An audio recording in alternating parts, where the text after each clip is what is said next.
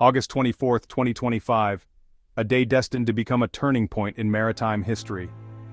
The South China Sea greeted the morning with stillness, an uneasy calm that hid the tension simmering beneath.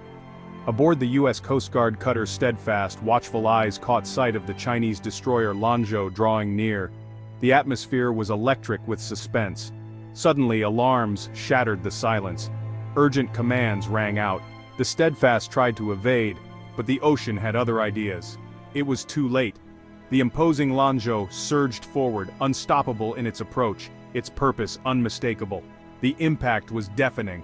Metal screamed as the Steadfast jolted violently. That sound would echo in the memories of all aboard. Crew members were hurled to the deck, gear flung everywhere like debris in a gale. Chaos erupted instantly. For a heartbeat, pandemonium ruled. The screech of rending steel filled the air. Then a chilling hush descended. The vessels were now entangled, battered and motionless, locked in a fierce embrace on the open sea. Water surged into the Steadfast's hull. Sailors raced to their posts, battling desperately to keep their ship afloat. Training took over, instincts kicked in, but nothing could have truly prepared them for this moment.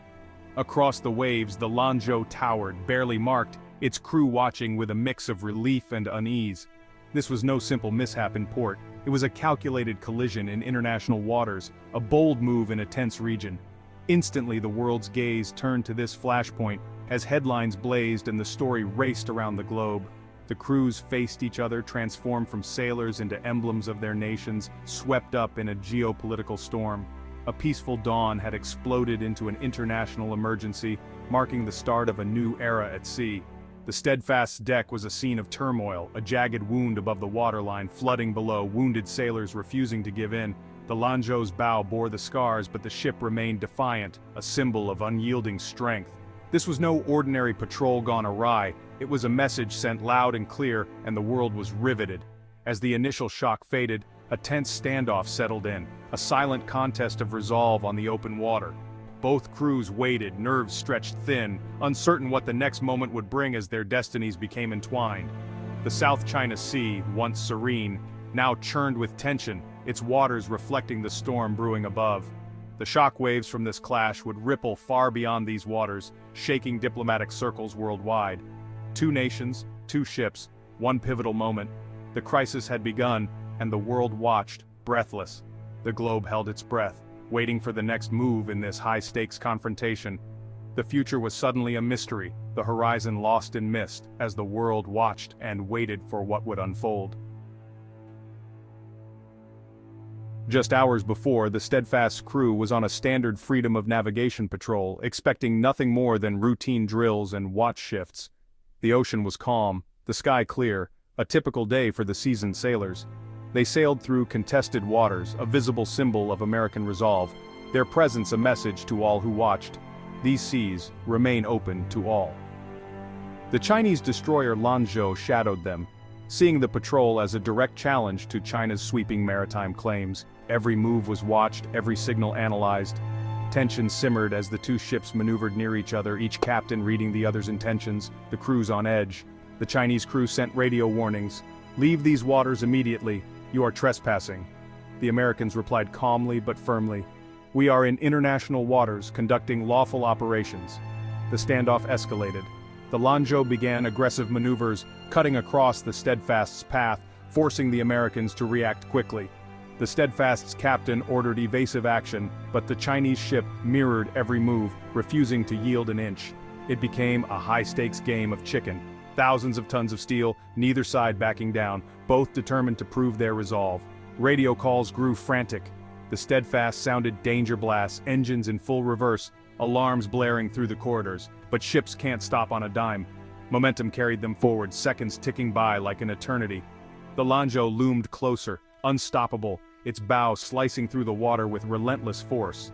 The American crew braced for impact, knowing they'd done all they could, hearts pounding as metal met metal. In seconds, routine turned to disaster. The sound of the collision echoed across the sea, chaos erupting on both decks. The calm sea became a scene of wreckage, debris floating where order once reigned. The collision was no accident. It was the result of mounting pressure and brinkmanship, a warning to the world of what was at stake. The world's most powerful navies had collided, literally and figuratively. their rivalry now impossible to ignore. The dance had ended in a crash, the consequences rippling far beyond the horizon. The Steadfast's mission was to assert freedom of navigation, to uphold international law in troubled waters.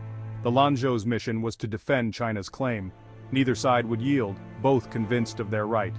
The result: chaos, damage, and a crisis that would echo around the globe, drawing in leaders and diplomats. The patrol was over. The standoff had just begun, with tensions higher than ever. The South China Sea was now a powder keg, every ship and sailor a potential spark.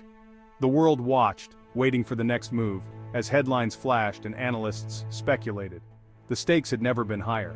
The crisis was real, and its outcome uncertain. The South China Sea is a global crossroads, vital for trade, rich in resources, and fiercely contested.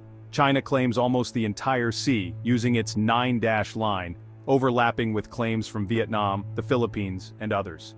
To enforce its claim, China has built artificial islands, turning reefs into military outposts. The US doesn't take sides on the islands, but insists the waters are international. Freedom of navigation is a core principle. Ships from any nation should pass freely. That's why the Steadfast was there to assert this right. The Lanzhou was there to challenge it. 2 missions, 2 worldviews, 1 collision course. The South China Sea is more than a map dispute, it's a test of global rules. On this day, routine patrols turned into a dangerous confrontation. The stakes: who controls the world's most important waters? The answer remains uncertain. After the crash, the Steadfast's crew sprang into action. Damage control teams raced to patch the hull and pump out seawater. Medics treated the injured in makeshift triage. The captain coordinated efforts, steady under pressure. Every second mattered. The ship was listing, but the crew fought to keep her afloat. On the Lanzhou, the damage was minor. The crew watched, unmoved, maintaining their position. Radio channels crackled with tense exchanges, requests for distance, refusals, accusations. No help was offered. The standoff deepened. For both crews, the world shrank to this patch of ocean. They waited for orders from faraway leaders. The initial chaos faded into tense uncertainty. The crisis was now a waiting game. The next move would come from above. News of the collision raced across the globe, reaching Washington and Beijing within minutes. The world's attention snapped to the unfolding crisis, as urgent calls and breaking headlines dominated the airwaves. In the White House, President Thompson immediately convened an emergency meeting with top advisors and military officials, determined to assess the situation and respond swiftly. The first priority was clear: ensure the safety of the Steadfast's crew. The second, prevent the incident from spiraling into a wider conflict or military escalation. The US government condemned China's unsafe actions, demanded respect for international law, and reaffirmed its unwavering commitment to freedom of navigation in international waters. In Beijing, officials quickly responded, blaming the US and insisting that the Steadfast had intruded into Chinese territorial waters, violating their sovereignty. Both sides issued firm, carefully worded statements, each blaming the other, each seeking to rally international support for their version of events. The world watched as 2 superpowers became locked in a war of words, their rivalry playing out on screens and in headlines everywhere. The incident was no longer just about 2 ships. It had become a test of national resolve, military readiness, and diplomatic skill. Leaders spoke to their people and the world, seeking support, reassurance, and unity in the face of uncertainty. The collision quickly became a symbol of a much larger rivalry, representing the deepening tensions between the 2 nations. The crisis had moved from the sea to the highest levels of power, where every decision could shape the future. The world braced for what might come next, uncertain whether diplomacy or confrontation would prevail. The collision sent shockwaves through global diplomacy. US allies, Japan, Australia, the UK, called for calm and respect for international law. Regional nations watched nervously, fearing escalation. The UN urged restraint and dialogue, hoping to prevent a wider conflict. The incident exposed the fragility of peace in the South China Sea. Diplomats scrambled to contain the crisis, but both sides refused to back down. The US-China relationship, already tense, now had a dangerous military edge.